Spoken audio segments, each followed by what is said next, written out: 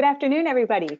My name is Jenna Alexander. I'm the Vice President of Advocacy for the Virginia PTA, and I want to welcome you to Advocacy Afternoon, our series of Wednesday afternoon webinars designed to connect our parents and school staff members with specialists and policymakers to learn more about topics that impact our children and our school communities. For those of you that are not familiar with the Virginia PTA, we are the oldest and largest nonpartisan multi-issue child advocacy association in the United States and in the state of Virginia. We advocate at the local, state, and federal level on behalf of 165,000 members across more than 1,000 PTAs for the educational success, health, and well-being of our children. And I'm delighted to be joined today by Lorraine Hightower to share insights with you on ways that we can support our special education community as we come into this unique school year. Lorraine is a certified dyslexia and special education advocate, and she has been instrumental in leading local policy and state legislation to improve the educational experience for our special education students. Before we get started today, I want to go over a couple of housekeeping items with you so that you can participate. As we start, everybody is in mute, and you'll see a control panel on the right-hand side of your screen. That control panel will let you type questions into the question box, but we're going to save all of our questions until the very end so that we can answer them together as a group. And so without further ado, I want to go ahead and turn it over to Lorraine, and thank you all for being with us today. Thanks, Lorraine. Thank you, Jenna. I really appreciate that warm welcome, and I'm thrilled to be here with the Virginia PTA. My advocacy journey really began with the PTA over 10 years ago when I was trying to figure out how to help my own son. So I want to thank all of the attendees who are in the room for taking time from your busy day. I know we all have our kids, most of us have our kids at home, so thank you so much for joining us to talk about an issue that really is very concerning to a lot of parents right now as we ramp up and head back to school, however that's going to look. So let's dive in and get started. I also want to thank everybody who took the time to complete the registration questions as you signed up for this webinar. We know from your responses that we have mostly elementary school parents, that a couple of you have 504 plans, but the majority have individualized educational programs or IEPs for your kids. And then there were a couple of parents who said, I am concerned that my child may have, some needs that require special education services. So I really want to cater to all of you that actually took the time to join us right now. And so I've asked Jenna to go ahead and quickly administer a poll. I would love it if you would take a few minutes to respond so that we can really focus our discussion today on how many of you who are here have a student with an IEP or a 504. If you could quickly let us know that. And so everybody should see a blue screen that lets you click on one of those open boxes. I see 73, actually 80% almost have voted. We'll give it just another second to give everybody a chance. Excellent. And thank you for doing this because we're going to cover content in all of these areas, but it helps me know where we should really dive in and focus. And pre-registration or pre-webinar, it looked like the majority did have IEPs. All right, so let's go ahead and close the poll, and I'm going to share the results. Everybody should be able to see that we've got 67% of our folks joining us today have an IEP, 10% have a 504, 5% are awaiting an evaluation, and 18% are here just to learn more about ways they can support our special education community, which is really exciting. That's so wonderful. Turn it back over to you, Lorraine. All right, great. So another, let's see here, I want to move our slides along. Whoops. Pardon me. Okay, wherever you are joining us from, whether you have a 504, an IEP, or you're just here to support the community, I think one thing we can all agree on is this feeling of overwhelm that all of us as parents, and I know many teachers, we are in the middle of a medical pandemic, but in my opinion, we're also in the middle of an educational pandemic. And because we are a commonwealth, school districts are able, they have the authority to choose to open schools differently, and schools are making decisions for students with disabilities somewhat differently. And we're going to talk about what you need to know as parents as to whether or not you can advocate for your child to have what you believe they deserve in this new learning environment. So A little bit, Jenna told you a little bit about me. Who am I? For 10 years, I've been advocating in Loudoun County and across the state of Virginia. I've had the opportunity to wear a lot of different hats, and I've served in a lot of different roles that have allowed me to have conversations with parents like yourselves, teachers, educational leaders, legislators, and I have been pleased to be able to be a part of some systemic changes in terms of teacher training and advocacy and community awareness. So this just tells you a little bit about my background, but first and foremost, I am a parent of a student who does learn differently because he has multiple disabilities. My son has severe dyslexia, he has dysgraphia, and he has ADHD. And, I'll never forget the feeling that I experienced as a parent who had been told by two of my son's teachers, both of them had over 30 years of teaching experience, and they shared with me, we think your son learns differently, he could have a disability, we'd like to refer him for an evaluation. And I will never forget that sinking feeling when I watched those teachers' faces because the rest of the administration and the eligibility committee didn't think that the need was great enough. And I thought to myself, here we have two teachers, 30 years experience, that are saying this child has disabilities. We need to meet their needs and help close this gap. And when I saw that that wasn't an easy process, I pretty much dedicated my life and my service to not only helping my son, but children across the state just like him and their parents who have no idea what to do and how to continue advocating when you're faced with that situation. So what are we here, what are we advocating for at the end of the day?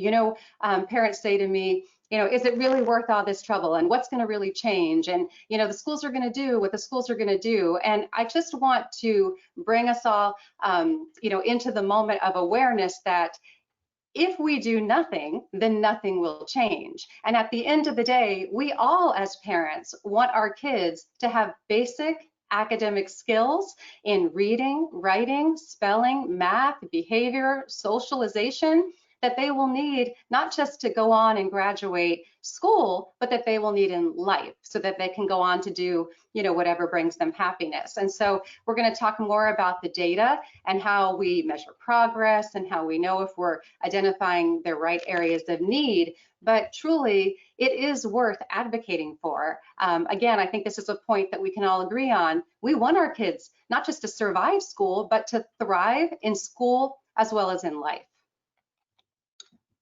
So as an advocate, I have the opportunity to talk with a lot of parents and neighbors and friends, and I am well aware that there are a lot of what I'm calling COVID-19 myths out there right now. And I want to start off by addressing a couple of those and setting the record straight, if you will. One of the myths that I have heard since March is that with 100% distance learning, no students will be learning in person in school buildings. And as we're going to talk about in a little bit, that may not be true if a child's individualized educational program requires them to be taught differently. For example, maybe we have a child whose attention deficits are so significant that they cannot attend, they cannot engage, they can't access the curriculum or make progress in a virtual learning platform. It is up to that child's IEP team to consider their learning environment, make sure that it is appropriate for that child and that it is individualized based upon their needs. So when I hear, no students will be back in the school buildings, technically that is the decision or the preference by a lot of school districts because they are concerned about the safety of our students and our teachers. But please know as parents that if your child requires a different learning environment, it is possible, and it is a decision that is made by the IEP team. So another myth that I hear quite often is since March, let's say, most specialized services are not functionally available. And I know some school districts even created documentation that they sent out to parents informing them that most special education services were not functionally available. Well, in the case of, let's say, physical therapy or occupational therapy that might require hands-on access to your child, that could be an accurate statement that those services are not functionally available. However, if we're looking at a student's deficits in reading or writing or spelling or math or even social skills or speech, those skills are functionally available in a virtual platform. And as we just said, as long as we're not in a government shutdown, and currently Virginia is in phase 3, which does allow access to one another with safety protocols, then almost all services are functionally available.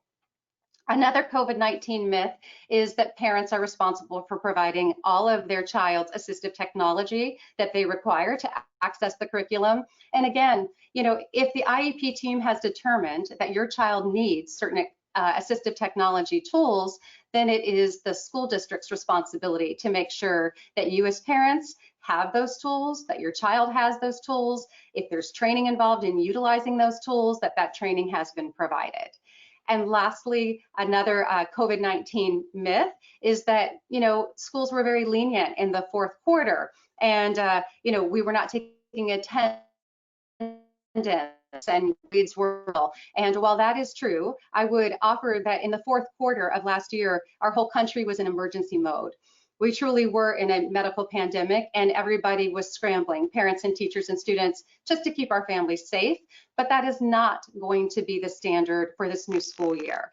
School districts are planning to take attendance. They are going to be teaching new material. They will be assessing for progress. They will be requiring mastery with assessments. And so it is critical that parents feel empowered to advocate for their kids and know what their rights are. So as I was saying, the reality is that while you probably have heard some of these myths yourself, one of the things I want to share with you right now is that the federal and state regulations that govern how students with disabilities should be educated across our state have not changed. Even since March 13th, all students with disabilities are entitled to a free and appropriate public education, or FAPE as it is sometimes called. And these services must be individualized for your child. They're not to be based on what the school has available, not what staff can provide, because maybe there's staffing shortages or considerations. They should also, once your child has these services in their IEP, they need to be appropriate for all placement environments. So if that is learning from home with a virtual platform, or a hybrid model where your child is in school some days and home some days, whatever they need to receive FAPE should be adaptable to those different platforms. And of course, placement is an IEP team decision. So I've had a lot of parents call and ask me who determines whether or not their child will learn in a hybrid model, which again is, partial days in the school buildings and partial days accessing the curriculum virtually, and who's responsible for this decision making. And while some parents don't always like the answer because IEP teams can be challenging, it is an IEP team decision, and they do have the authority to determine an appropriate placement that is individualized for your child's needs. So I do want to share with those parents who said, I'm not sure if my child even has a disability, that there is a sense of urgency around acting quickly. And my recommendation is, you don't have to be 100% sure your child has a disability to make a referral. Part of the child find obligation that exists, and it is a federal requirement, is that anybody who suspects a student with a disability can make a referral. I do recommend that parents make their referral to their school administration in writing, and it can be as simple or as detailed as you would like. But you do want to let them know, and most parents have actually been their child's teacher for since March. So you have a lot of good information about what is working and not working for your child. And if you have concerns, I would send that email today. So go ahead and make that referral, request that the school district evaluate your child because you suspect that they have a learning disability or an attention disability or a speech disability, whatever it is that you as parents are concerned about. And I know some parents are considering private evaluations. That is certainly your prerogative to do so. So some parents, would like to go out privately and get an identification or a diagnosis before they share that with the school team. But I do want to share that that is not required, that school districts do have the responsibility to help identify, and while they don't diagnose disabilities, they can identify strong indicators of disabilities. And once those school evaluations have taken place, then there is a procedural safeguard for parents that does allow for parents to go and get their own private evaluation, mostly at county expense. So if you have questions about private evaluations, I'm going to give you a way that you can email me after this presentation, and I'll be happy to share additional resources about that. So hopefully that was helpful for those of you who are wondering what to do if you suspect a disability. I also want to share for those of you who said, hey, we have 504 plan, we don't have an IEP. This is a quick at-a-glance chart that shows you some of the key differences between a 504 accommodation plan, which comes out of civil rights law and is really put in place to give students with disabilities access and to avoid discrimination so that they can learn just like all of their other neurotypical peers. So some of the key differences with a 504 plan that I think parents need to be aware of is that parent participation is not required. In fact, with a 504 plan, it isn't even required that it be in writing or presented to parents. Now, a lot of our school communities are sensitive that parents want to know what is going on with their children, and they will reach out and share their 504 plans, and will even invite parents to those conversations. But as a regulation, it's really important for parents to know that their participation is not required or even even an option sometimes in certain school districts when you're putting a 504 plan together. And sometimes 504 plans will include some limited services, but if you really believe your child does have a significant achievement gap, that they're going to need remediation in addition to accommodations, then chances are your child has an individualized educational program that falls under IDEA, the Individuals with Disabilities Education Act law and regulations, which do allow for and require meaningful parent participation in determining child's needs and services and accommodations. So that's one of the key differences that I feel parents are sometimes confused about, is their role in 504s and IEPs. And we're going to talk much more about IEPs as we move through the presentation. But I did want to just share that. And of course, if you're sitting at home and you have a 504, and since COVID-19 has happened, you are now seeing that, oh my goodness, my child needs so much more, and they're really struggling in certain areas that I wasn't aware of, and I think they may actually need additional services and support. There's nothing to prevent you from making another referral, reaching back out to your school team and saying, my child has a 504, I am referring them for consideration of eligibility under the Individuals with Disabilities Education Act, and here's why. So again, we'll talk a little bit more about this, but that is one of your options. So just like with our kids, all of our kids have strengths and weaknesses and differences. I think it's important to know that across I work in 5 different counties in Northern Virginia, and there are no 2 IEPs that are created equally. There's multiple sections to an IEP, and depending upon who's involved in drafting that document, the input, the data that's being used, the knowledge of the team, the knowledge of the parent, there are no 2 IEPs that look the same or should look the same. Again, they should be individualized for your child and their unique needs.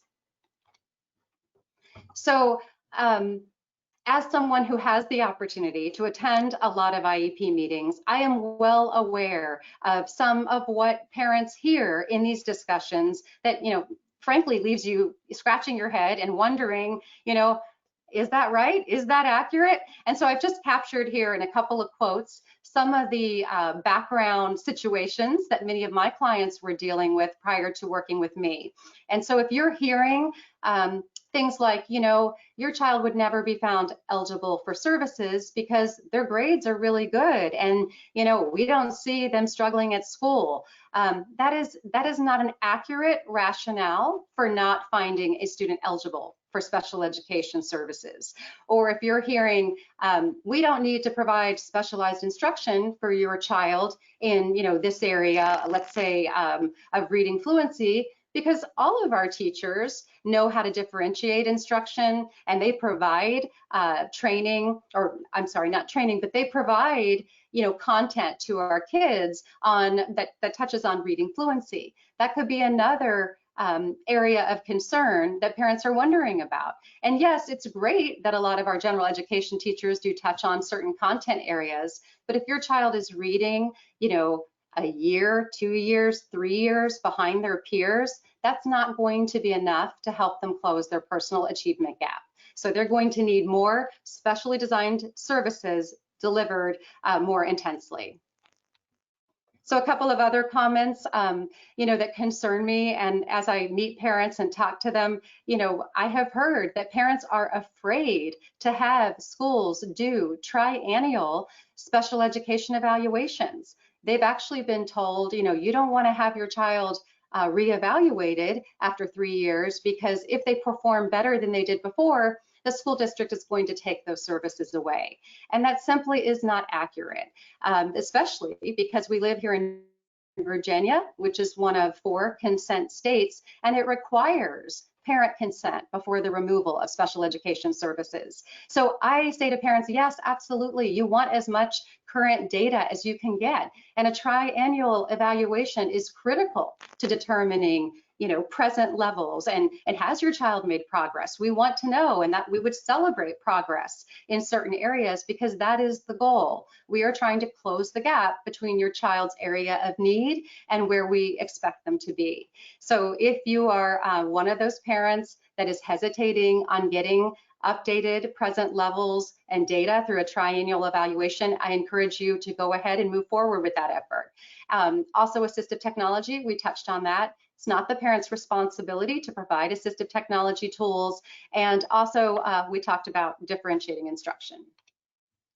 So let's dive in, because the majority of you do have IEPs. And since mostly all schools, I think there's just a couple of schools out in Frederick County that are opening for hybrid learning model. But even in that situation, this is a change of placement for our students. So the majority of our kids were attending a public day school as documented in their IEP. And because of the school's decisions to reopen mostly virtually, the public day school option is not available for our kids. So with that understanding, school districts will now be reaching out to parents and be asking them to amend their IEPs. So you have 2 options as a parent as we're moving towards the school year. You can amend your IEP without a meeting, or you can amend your child's IEP to include placement decisions with a meeting. And as an advocate, I'm going to encourage you to have a meeting, even if it's a virtual meeting. But when we were talking about COVID-19 myths, IEP meetings can happen in person. And if a parent has a challenge accessing a virtual IEP meeting, or they don't feel they can meaningfully participate in an IEP meeting, you can request, even right now, we're in phase 3 in Virginia, you can have an in-person IEP meeting with safety mitigating measures. So big push for go ahead and have that meeting. If you don't know when your school team is going to be reaching out to you to talk about your child's IEP, after you get off of this webinar, go ahead and email your child's case manager, if you know who that is, or the school's principal or assistant principal, and tell them, I would like to get an IEP meeting scheduled so we can talk about this new school year, my child's placement, and whether or not their services, their goals, and accommodations remain appropriate for them. So here's a couple of strategies as you head to that IEP meeting. First and foremost, you must share your parent concerns. I know some parents are hesitant to do so. They don't want to come across as, that parent or ask too much of the school district. But school teams really do need to know, and most of them want to know, what are the challenges with your student. As we said before, parents have been filling in and trying their best to be special education teachers since mid-March. So you are in a really fortunate position of knowing, how does your child learn? What are you seeing? What are concerns you have now that you didn't have prior to March 13th? What do you think would allow your child to access the curriculum and make progress? You also want to invite the people that you believe need to be in attendance at your child's IEP meeting. And so, again, this is something that parents don't always realize. Well, there are certain roles that must be represented at an IEP meeting, meaning, a general education teacher, a special education teacher, a designee, procedural safeguards individual. It doesn't necessarily have to be your child's teacher. It can be any teacher from your child's school. So I have had parents walk into an IEP meeting and be very disappointed that it wasn't a content teacher. Well, their child had a great relationship with the gym teacher. He or she really couldn't speak about their decoding skills or their reading fluency. So you need to ask for the individuals that you believe need to attend your child's IEP meeting. And I would also suggest that if you believe you need other professionals from within your school district, whether that's a specialized content teacher for reading or for assistive technology or for speech or OT, you want to make sure you include that I would like these individuals to attend the IEP meeting as well. Notify the team of who you plan to bring to the meeting. One of the tips that I do give to parents, and I believe it wholeheartedly, is that while the conversations may be difficult and we may even agree to disagree, we want to be professional. We want to collaborate. We want to all come to the table with really good intentions. And it is appropriate to tell the team, here's who I'm bringing, here's why. And also, I do encourage parents to audio record all of the IEP meetings that you attend. Again, some parents are hesitant to do so. They feel like, oh, I don't want to give the wrong impression, or the school team might think, that I'm trying to catch them saying the wrong thing. But we are all there for the same reasons. We're all there for your child to provide them with a free and appropriate public education. And I think it's a lot asking parents to read the data, think what they're going to say, participate in the meeting, and capture, verbally and auditorily everything that's being said. So I do recommend that for even your own listening and reference, you go ahead and audio record all of your IEP meetings. And then if you do need those recordings for dispute resolution purposes, you will have them. And there won't be any questions. So just, make it your customary practice that you audio record all of the eligibility and IEP meetings that you attend, and know that in Virginia, it is your parental right to do so. So as we get into talking about IEPs, one of the suggestions that I always recommend to parents is, prior to your meeting, request a draft IEP from your school district. Now, many school districts will not actually provide you with a complete IEP document, because that's the purpose of the IEP, is to meet collaboratively and as a group to reach consensus on each section of the IEP. But what you will often see at a minimum is school districts will share IEP goals with parents. So even if they don't send you, the entire IEP, they will often share what they're proposing or thinking about in the area of goals. And Jenna, we do have a poll for IEPs, and I would love it if you could just administer it now. It does ask the parents who are listening and the community members who are listening, what is the area of the IEP that you find to be the most challenging for you, that you would really like more strategies for? Is it determining your child's unique needs? Is it writing IEP goals? Is it determining appropriate services and accommodations? Or is it progress monitoring? So I'm going to give you a few minutes to fill that out.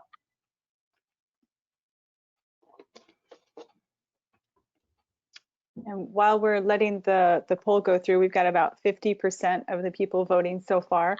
I know there's a lot of questions in the chat box about whether or not this is recorded and it's going to be available afterwards. I just want to reassure everyone as a group, we will have the recording available on our website afterwards, as well as a link to the slides. And you'll also receive that in an email probably a couple hours after the webinar today. So don't worry about it. If you're sitting there trying to frantically take notes, we're going to make sure that it's available for you.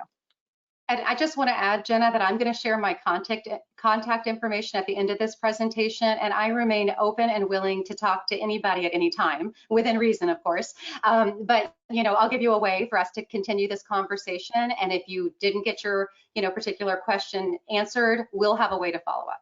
So do we have results from our quick poll? Yeah, we've got 81%, so I'm going to go ahead and close it. Okay. And we're going to share the results here. And we've got 10% say determining my child's need, 18% writing goals, 48% services and accommodations, and 25% for progress monitoring. Sounds good, thank you. So we're not going to spend a whole lot of time then on goals, but what I do want to say about goals, because we're going to dive more into services and accommodations and progress monitoring, is when you're writing goals for your child, and parents are like, well, I'm not writing the goals, the school team is writing the goals. And that is true, but again, you're a parent participant, and you should know what a appropriate goal would look like in an IEP. So this is one of the tools that I share with parents and I use when I'm looking at goals. Are they SMART goals? And we're going to talk about what a SMART goal is in just a second. But basically, there are certain components of a goal. Let me go ahead and advance to the next slide here. SMART goals are those goals that are specific, they are measurable, they are, often people will say attainable, but I actually substitute they are action oriented. What is the skill that we are trying to help the child accomplish? They are realistic, but they are ambitious. Even though they're realistic, I see a lot of IEP teams who want to lower the bar for kids with disabilities. And again, for those of you that are familiar with the Supreme Court case that involved the Andrew F. family, we now know and we have guidance to say realistic doesn't mean a low bar. Realistic can be ambitious, and it's based upon that child's cognitive ability. So T is time sensitive. We want to make sure these IEPs are written for one calendar school year. What do we expect that child to accomplish? But I always add on and tailored to your child, to just emphasize the fact that this has to be an individualized goal. It just can't be a goal that the school team pulled from a bank of fluency goals and now this is your child's goal. It has to be based upon your child's present levels and data, and that we're as a team confident that this goal is going to help them close their particular skill. So I'm going to move right. Oh, I do want to mention that with this goal, you will see the date. You see, what is the skill? We want this child, obviously it's a fluency goal to be able to reach a fluency measure, but measurement of goals is really important. And I see hundreds of IEPs, and I often see that they'll write a pretty good goal, but they will not indicate how that goal is going to be measured. And so as we move into our conversation about progress monitoring, that's key. So when you get off this webinar and you have some time, if you have an IEP, go look at your goals. How are they saying that your goal will be measured? And sometimes it says by a teacher observation. Well, teacher observation may or may not be appropriate, depending upon the skill that we're asking the child to achieve. And I work with a lot of students who have dyslexia, so we're looking for academic improvement in the area of decoding, encoding, reading, comprehending. And I like to make sure that we are measuring our students' goals with curriculum-based measurements. So this is where we're actually comparing the students' skills to the grade level curriculum and not some arbitrary number that we've determined as a team is appropriate. I want to spend just a minute talking about the fact that, sometimes teams, and they're well intentioned in doing so, really want to celebrate a child's progress, and they want to celebrate it compared to that student themselves. So for example, they say, Johnny was able to read 90 words correct per minute at the start of the school year, and here we are at the end of the school year, and he's now reading 95 correct words per minute, and we are so thrilled. He's made so much progress. And yes, of course, that does show some progress. But if we compare Johnny not to himself at the beginning of the school year, but we compare him to what are the same age and grade level expectations, then the picture might look a little bit different. And has Johnny really made meaningful progress that school year?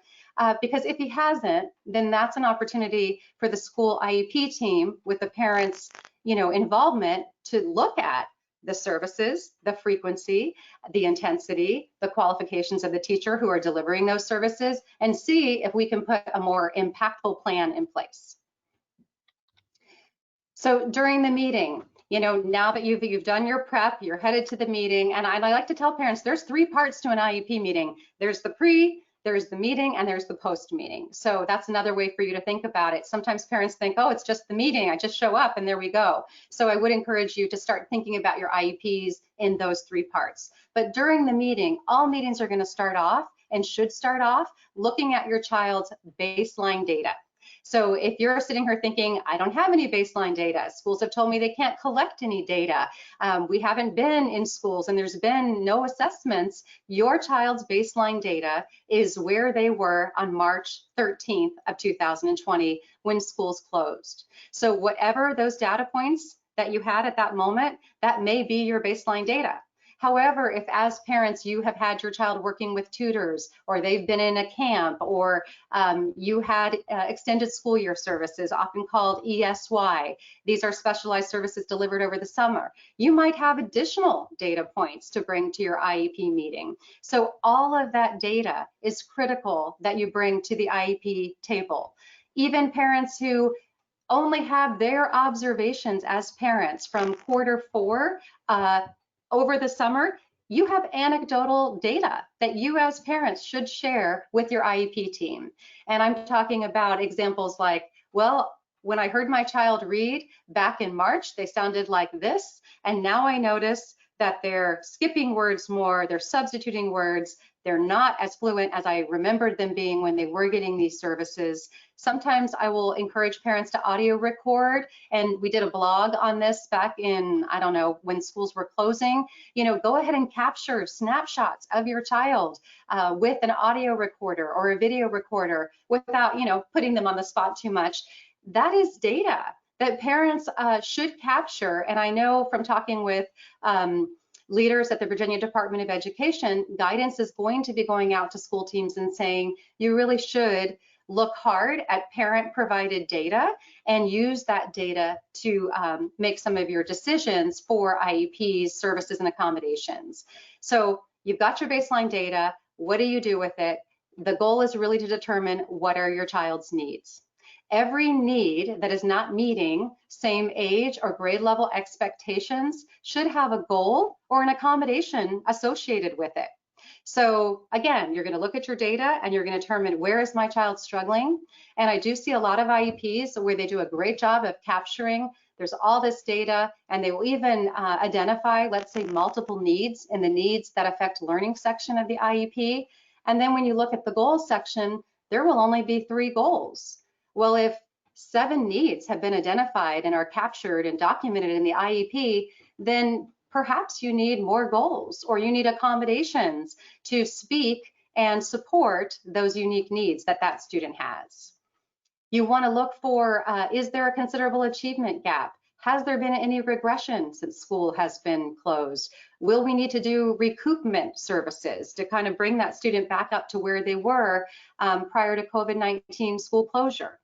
Do you need additional data? So should you be asking the IEP team to do additional assessments? If all the data you have is from March 13th, it is appropriate as a parent to say, I think we need to get additional baseline data, and I would like to request that we give my child these additional assessments. Of course, you will have to give consent to the school district to do those assessments, but I really encourage you as parents to get as much data as possible. All programming, all service decisions for students across the state are data informed. So while we all have a lot of emotion around the services that our students receive, and sometimes we bring that emotion to the IEP team conversation, and we think that if we just tell them how hard our child is struggling, that's going to cause the school team to, put together a different plan or look at the services differently. But all programming decisions, truthfully, are based upon the data. So if you don't have the data, let's get the data, and that way you can base your rationale for why your child's IEP may need to change using those data points.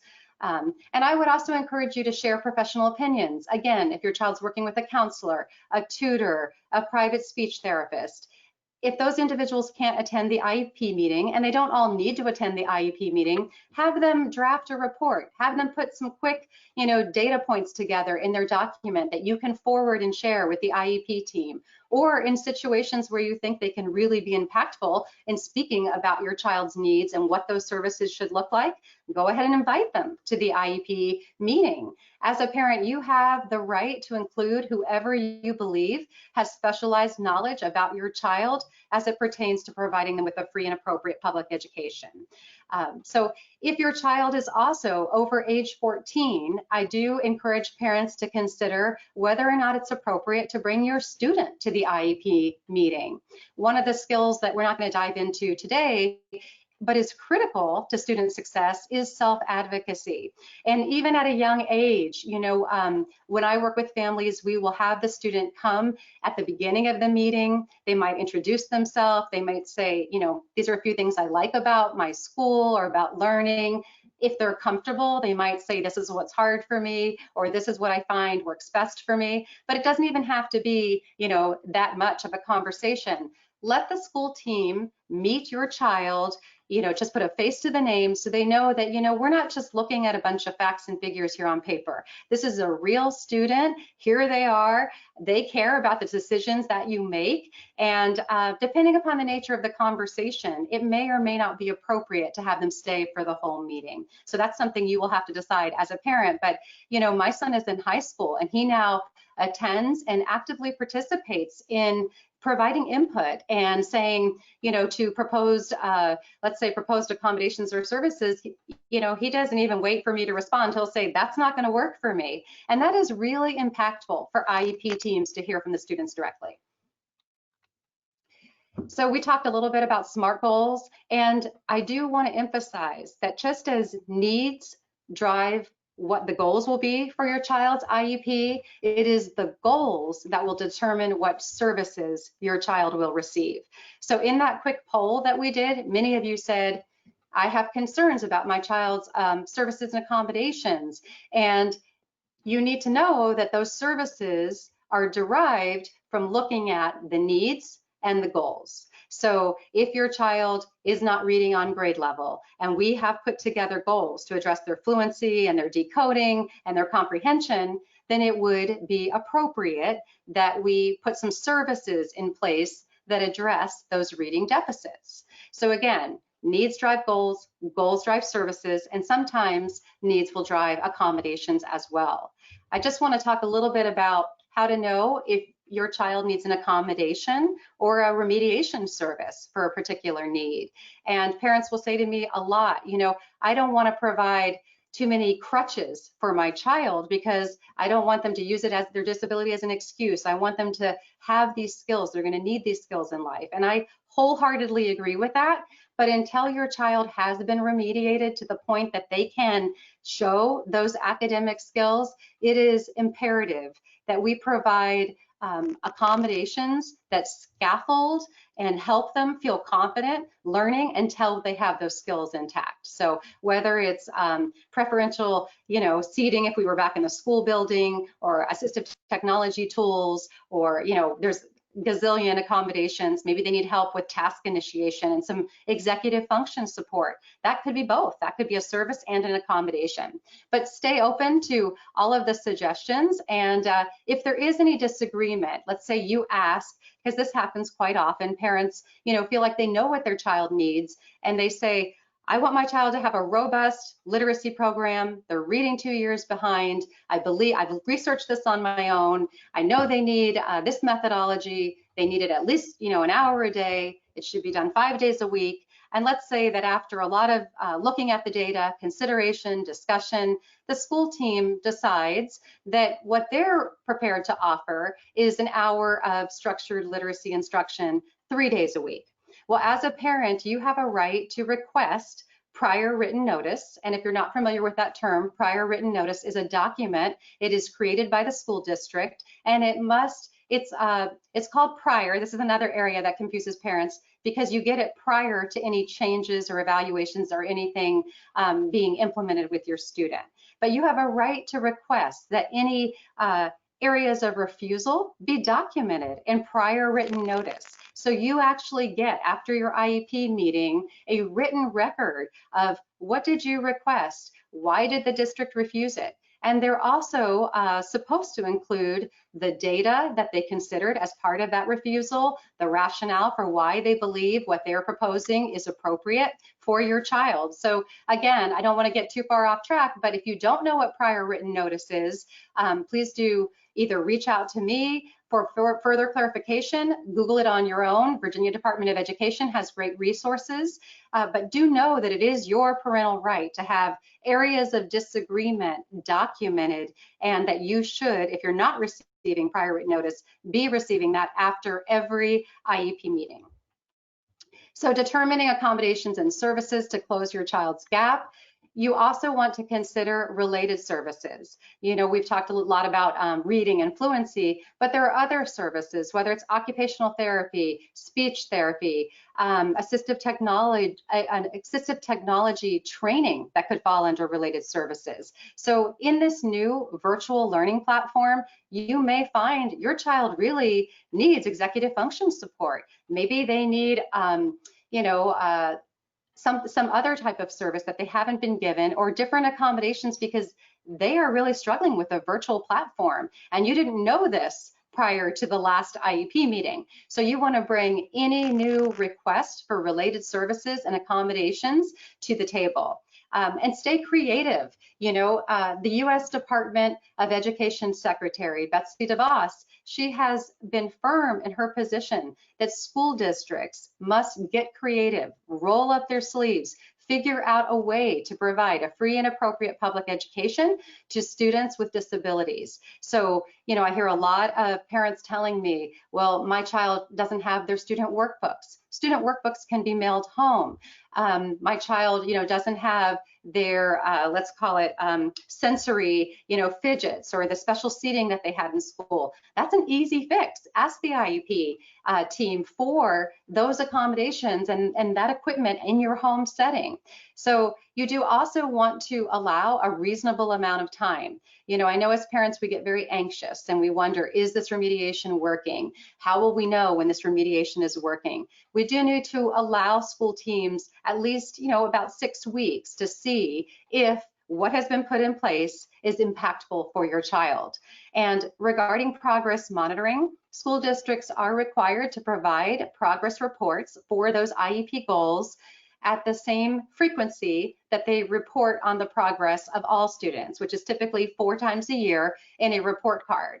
But there's nothing to prohibit an IEP team from providing more frequent progress monitoring reports. As an advocate, I often ask school IEP teams, can we have more frequent data sharing? We ask for the accommodation of data shared maybe once or twice a month if the school team is in agreement. And sometimes when you're working with a school team and you're rebuilding trust, frequent sharing of progress monitoring data is a really great way to keep everybody on the same page, limit the number of emails and questions that are going back and forth. So think about that.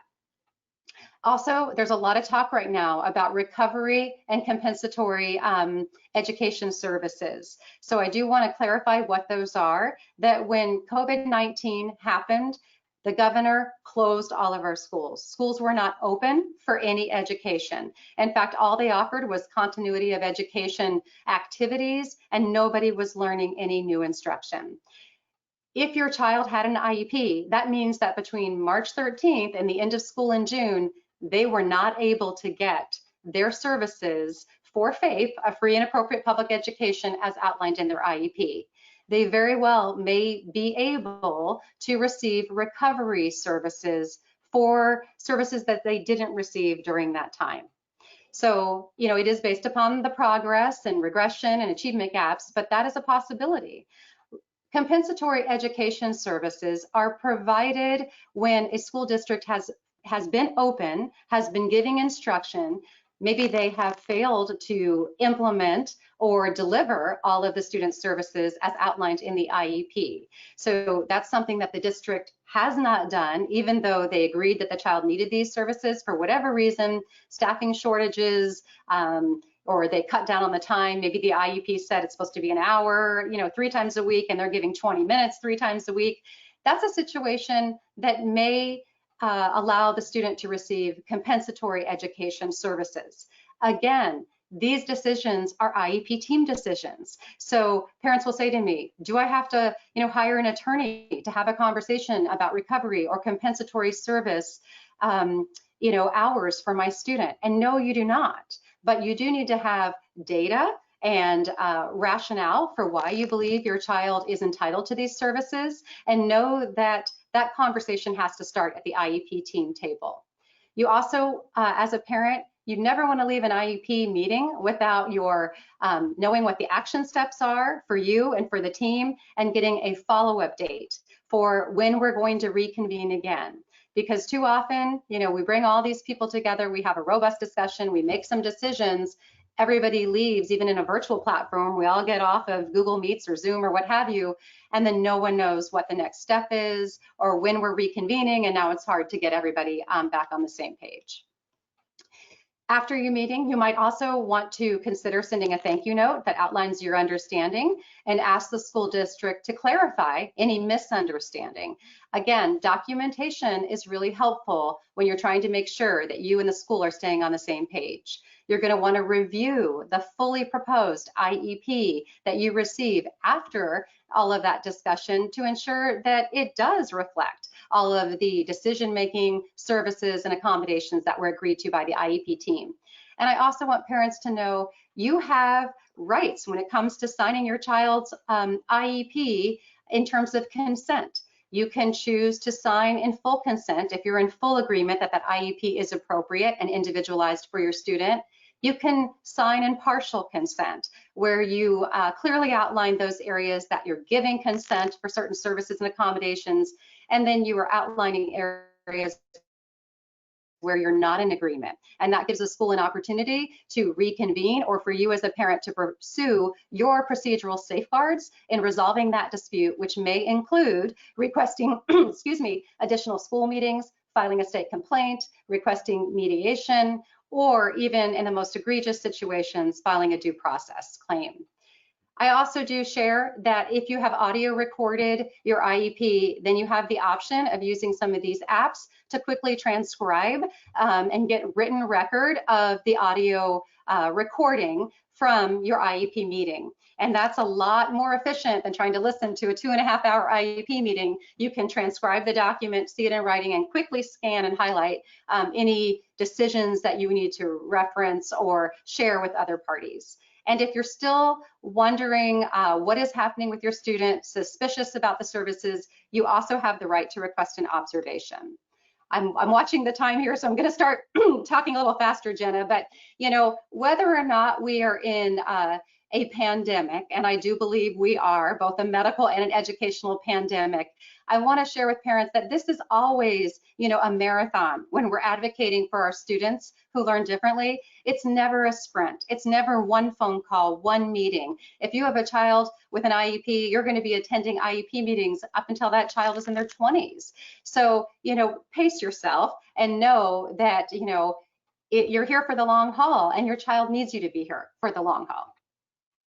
So when to get an advocate involved, you can see some of the different situations that are up on the screen. But if your child has been, let's say, getting services for years and you don't see any progress, that would be very concerning to me as a parent. If you're being told over and over that they don't meet the eligibility criteria, and yet you strongly believe that they do, that would be a conversation you might want to have with an advocate. Or if your child simply has completely shut down, they are having anxiety, they're having night terrors, their behavior is completely changed, they can't learn anymore, something has to change for that child. Also, discipline. I do want to mention that a lot of my clients reached out to me because their kids were being inappropriately disciplined, or functional behavior plans programs were being put into place for these kids because of their behavior, when really that behavior was a manifestation of unidentified and unsupporting learning disabilities and differences. So we're going to get to your questions, but I do want to first thank you all for all of your time today. I hope you have found this helpful. I've tried to share as much content as I could in this 1 hour time frame, and I do have a special offer for you. If you would like to continue this conversation with me, I always will make a complimentary consult with zero obligation available to anybody who would like to talk about their child, your child's unique needs, and give you some of my suggestions for how you might move forward. I also, because many of you are seasoned parents with IEPs, I want to offer you the choice of doing a complimentary IEP audit. Now, this is not a service that I even offer, but because I work with so many IEPs and I've seen, good ones and some that could use a lot of improvement, it doesn't take me much time to look through an IEP and identify red flags. So if that's something that you're interested in me doing and you're willing to confidentially share the contents of your child's IEP, I am happy to do a quick IEP audit with you and give you some very specific recommendations for areas that I think you may want to advocate for your child. So this is a special offer. It's not something we normally make available. It's good through Labor Day. We have the information on the screen of how you can sign up for it, and it is only going to be available for those attendees who have joined us here through the Virginia PTA. And as we wrap up and head to questions, parents say to me, this is a lot of work. And yes, it is a lot of work, and it is not easy sometimes, but I will absolutely tell you, as a parent who, watched my child struggle and now have a child who has the services, the accommodations, and is thriving in high school, it is 100% worth the effort. And really, the alternative is to do nothing and know that nothing is going to change. So I hope you found this information to be helpful, to give you some hope, and that you leave here feeling empowered as a parent who's ready to advocate for their student. Thank you so much, Lorraine, for sharing your passion and so much wonderful information with us today. I know that we're right at 5 o'clock, but we did start a couple minutes late. We have somewhere around 30 questions here in our chat box. And so what I was thinking I would do with everyone, I know some of you might have to jump off, you might have 1 o'clock meetings, but I thought what we do is we could maybe do about 5 or 6 questions, and then I'll save the rest, some of the ones that are more in depth, and send them to Lorraine, and she can get back to you directly. So I picked out a couple that are the really kind of simple and short questions. Sure. So this first one we'll start with, which is just, how can I find out what services and accommodations can be made? I don't know what to ask for. So again, parents do want to know what is available in their school district, and I'm going to say anything can be available in the school district. So really, if you don't know what to ask for, that's okay. You don't necessarily have to know what to ask for. What you do have to know is, what are your child's needs? So that comes from your own observations as parents, the data that you have. You take your child's needs to the IEP team, and then they can share with you what services they're recommending to provide your child with a free and appropriate public education. Okay, so this next one is, if the IEP team decides that it's best for your child to participate in hybrid model schooling and you refuse because you're not comfortable with the risk, does this mean that you're refusing services and can lose your IEP? No, I want to, that's a great question. First of all, thank you for asking it. IEPs cannot be taken away from a student. So if you have an IEP that you've given consent to as a parent, it does not expire, it does not go away, it cannot be taken away without parent consent. So the first thing is, you can't lose your IEP or your services. And if as a parent you're not comfortable sending your child into the school, then that's not going to be an appropriate service for your child. And you simply share that parent concern with the IEP team. We're not comfortable placing our child in that learning environment. And then it's up to the IEP team to, as we said, get creative and talk about other options for your child to access their curriculum and make progress. And anything is possible. All right, how about, is a private evaluation better, more useful, and more powerful than an evaluation by the school district? So a couple of things about private evaluations. Often private evaluations are more comprehensive than the school's evaluations, but when you ask, are they more useful? Not necessarily, because the regulations, while they require that school districts consider the findings of a private evaluation, they don't have to adopt those findings and all of those recommendations and immediately include them in your child's IEP. So parents often find them very useful because they're very comprehensive, they have very specific recommendations. They will include additional data that maybe you don't get from the school team, and I absolutely think they have their place, but it depends where you are in the special education process. Maybe the school data is enough to accomplish the advocacy step for where you are. And just know, again, that schools only have to consider the findings of private evaluations. Do you have ideas on how to replicate the push-in special education in a general education classroom in the distance learning format? So again, I'm not sure if that's a great question. And when you're saying a distance learning doesn't necessarily mean all virtual. It could mean a hybrid model, and maybe some of those push-in services are happening in the school building. But let's just assume for this point that it's a virtual platform. Your child's supposed to have push-in services. Well, absolutely, you know, whether it's in Zoom or Google Meet or what have you, there's virtual breakouts that can happen. You can provide one-on-one instruction virtually, and maybe your child needs a flexible schedule to allow for some of those pockets of specialized instruction to take place as they're moving through some of the general education content.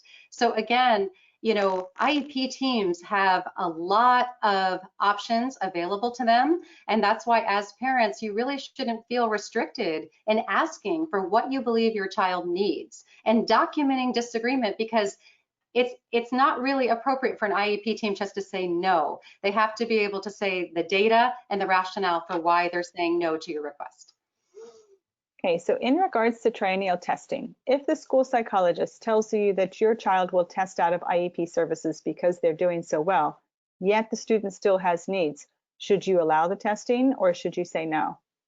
I would absolutely allow the testing and know that I, as a parent, have the final decision making on whether or not I consent to give the school district permission to remove my child's special education services. So in that situation, I would say, well, I'm encouraged that you're so optimistic about my child's performance. Let's go ahead and get those assessments. Let's see what those assessments show. And as we said earlier, you will also have the option as a parent to go off and get your own private testing in the form of an independent educational evaluation or an IEE to corroborate or refute that school assessment. But let's just say at the end of the day, your child did make progress, but you still see all these needs. You just don't give consent to remove services. And the IEP stays intact, and it's the responsibility of the IEP team to now determine what FAPE looks like. Maybe FAPE looks a little bit differently if the child has made progress in some skills and not others. Maybe you don't need that goal because they made progress in that area, but maybe they need other goals and other options. Hey, do you have advice on how to handle discussions when the goals are not academic? My child requires social emotional support and accommodations for ADHD.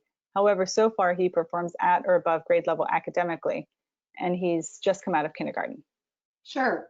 So yes, absolutely. I mean, it sounds like that parent already knows, you know, what their child needs, and their needs may not be academic. Maybe their needs are behavior, you know, self-regulation, initiation of task, you know, when they're older, knowing how to manage long-term projects. So those are needs, and you should have goals for those needs and potentially accommodations. So I don't want to give the impression that all goals are based on academic deficits only. They can absolutely be based on behavioral, emotional, social. So yes, again, the exercise is the same. You determine what does your child need to access the curriculum, receive FAPE, a free and appropriate public education, and then the team does need to determine if it's a goal and a service that's appropriate for that need, or is it an accommodation? Okay, let's see. How about our district is telling us that services can only be done in a general education classroom where there will be at least 12 students. How can I best argue that this is not appropriate, particularly for middle school students with a LD who already has issues with kids bullying them and attention issues? So again, that doesn't sound like that statement or that recommendation by the school team. That's not individualized for your child. I mean, I don't have your child's data in front of me, but it's there's something called predetermination, and school districts are not supposed to predetermine what is the appropriate services and supports for students with disabilities. So if I was a parent and being told, you know, this is how it's going to be for all students, I would be asking to bring the team back together and to talk about, you know, I can appreciate that that's how you would like to have my child's instruction look, and that's what you're planning for all the neurotypical students. But based upon my child's unique needs, here's why I don't think that recommendation or that setting is going to be appropriate. Okay, so let's do two last questions. Sure.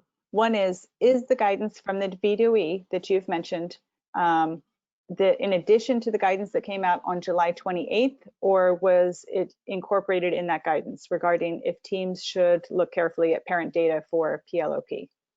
So I don't know that that guidance has actually come out yet. I've been told from the Office of Dispute Resolution that they are planning to push out guidance about anecdotal data and baseline data that's being brought forth to IEP teams now that school is starting again from parents. I do encourage you to look at the Virginia Department of Education's FAQ section as it pertains to COVID-19. They're doing a great job of updating that on almost a weekly basis and reaching out. You know, for those of you that maybe don't have the opportunity to work with an advocate or the resources to hire an advocate, you know, feel confident in calling the Virginia Department of Education. They do have a ombudsman there. They have family engagement specialists there. They have an Office of Dispute Resolution, and ask them, you know, tell them what you're looking for and see if they can guide you in the right direction. Okay, last question. I heard that our school intends to request a waiver from the VDOE, allowing the school district to waive their legal obligation to adhere to ADA and IDA during the pandemic. Can they do this? What specifically can I do as a parent to prevent this? And are there do the federal laws override any state laws if the state were to grant a waiver to a county? Yeah, so that's a pretty easy answer for me. Is yes, federal law and regulations override state and county regulations. So I haven't heard of any waivers. And as I mentioned earlier, the U.S. Department of Education has reaffirmed their position that for students with disabilities, they should be receiving a free and appropriate public education. So I'm not aware of any counties asking for waivers. I guess there are potentially some assessment waivers, but in all the conversations that I've been included in, I do know that across the state, they are planning to give literacy benchmarks this new school year. They are planning to give standards of learning assessments, unless that waiver opportunity, which was presented under the governor's order, is offered again. They may consider that, but I don't know of any waivers for ADA, IDEA, other than for our youngest students being evaluated that have been, been signed. And this is really a kind of a congressional act in terms of making waivers to IDEA, and that hasn't happened yet. Right, so thank you so much, Lorraine, for all of the insight.